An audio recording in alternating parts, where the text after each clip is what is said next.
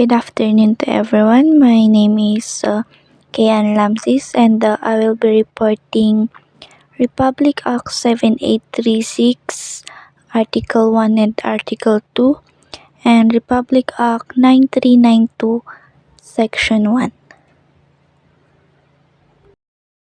But first, I'm going to report Republic Act 7836, and it is also known as the Philippine Teachers Professionalization Act of 1994.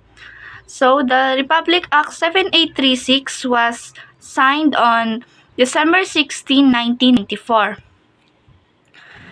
Republic Act 7836 is an act to strengthen the regulation and supervision of the practice of teaching in the Philippines and prescribing a licensure examination for teachers and for other purposes. So, let's go to the Article 1. And Article 1 includes the short title, the statement of policy, the objectives, and the definition of terms. So, the short title is This Act shall be known as the Philippine Teachers Professionalization Act of 1994. In the statement of the policy, the state recognizes the vital role of teachers in nation building and development through a responsible and literate citizenry. Towards this end, the state shall ensure and promote quality education by proper supervision and regulation of the licensure examination and professionalization of practice of the teaching profession. So, the Section 2 of this Act would give us the statement that this Republic Act is ensuring and promoting the quality education through proper supervision of the licensure examination for teachers. Next is the Section 3 of this Republic Act is the objectives. In here, there are two main objectives for this Republic Act.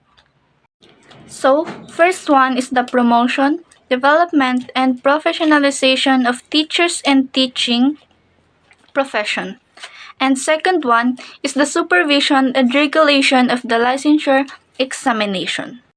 Next is the Section 4 of this Republic Act is the definition of terms.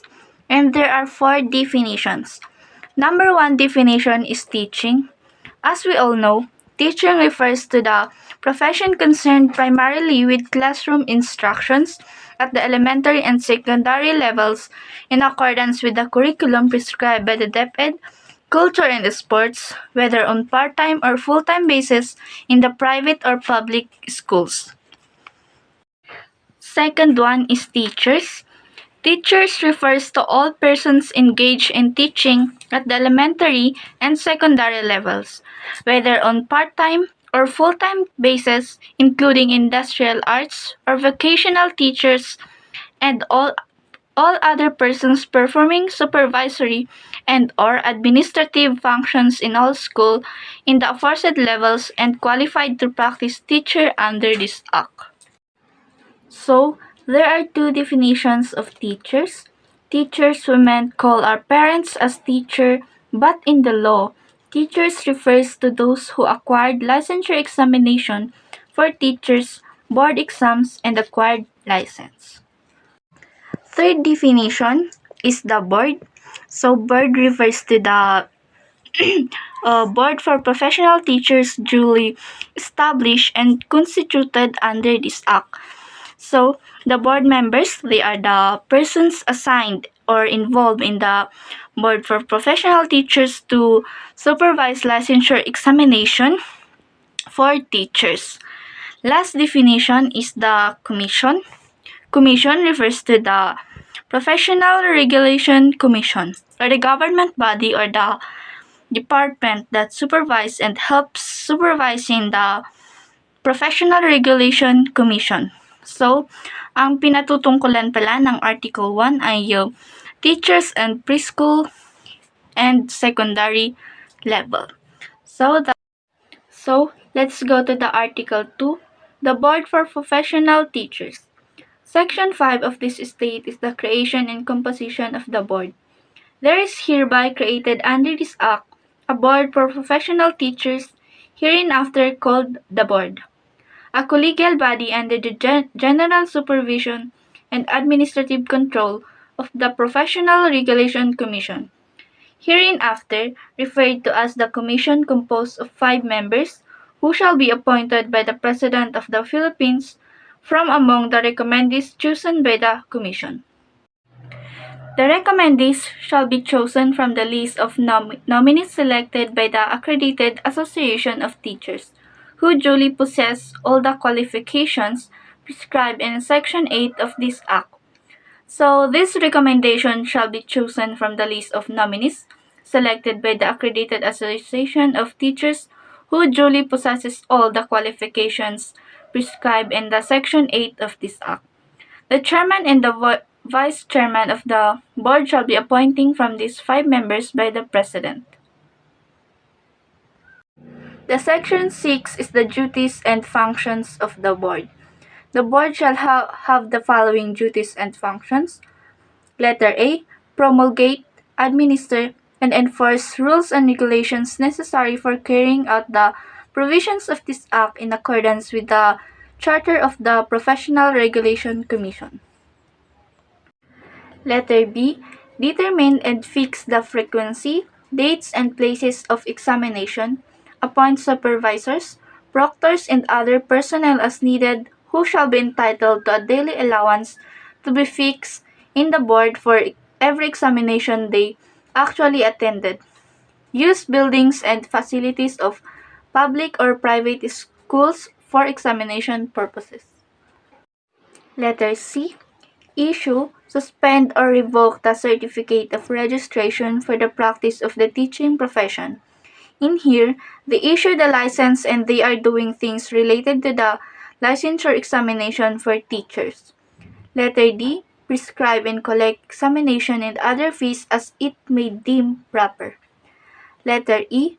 Prescribe and or adopt a code of ethical and professional standards for the practice of the teaching profession.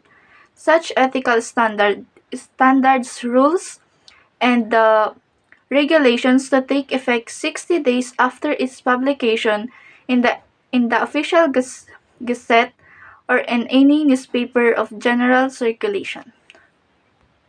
Letter F. Administer oaths in connection with the administration of this Act. Letter G.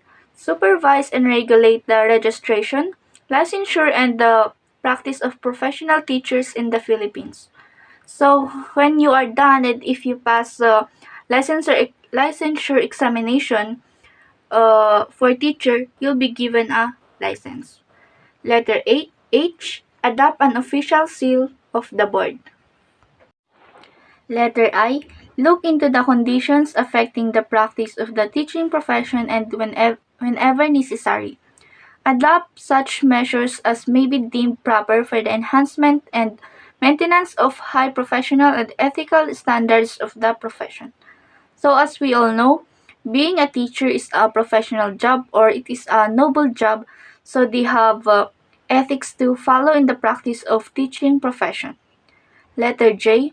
Ensure that all educational institutions offering elementary and secondary education comply with the essential requirements for curricula, faculty, and the facilities for the elementary and secondary levels. Letter K. Investigates such violation of this Act, the rules in the Code of Ethical and Professional Standards for professional teachers as it may come to the knowledge of the board, and for this purpose, to issue subpoena and subpoena juices tecum to secure the appearance of witnesses and the production of documents in connection therewith. And lastly, letter L. Discharge such other powers, duties, and functions as the board may deem necessary for the practice of teaching profession in the upgrading, enhancement, development, and growth of education in the Philippines. Let's go to the section 7, term of office. The members of the board shall hold office for a term of 3 years from the date they assume office, provided that the first appointees to the board under this Act shall hold office according to the following terms. 1 member shall serve for 1 year, 1 member for 2 years, the chairman, vice chairman, and and 1 member for 3 years. Vacancies shall be served for the unexpired term only. No person who has served for 2 consecutive terms shall be eligible for reappointment. Appointment to fill an unexpired term shall be considered an appointment to a complete term.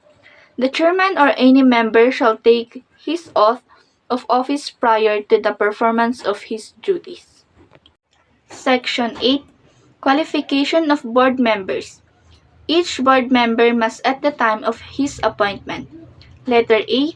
Be a citizen and resident of the Philippines. Letter B.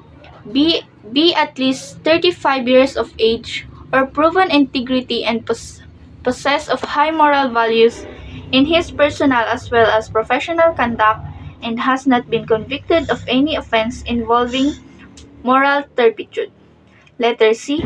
Be a holder of the degree of Bachelor of Arts or Bachelor of Science in Education and preferably a holder of a master's or doctorate degree in education or their equivalents from a university, school, college, academy, or institute duly constituted, recognized and or accredited by the Philippine government.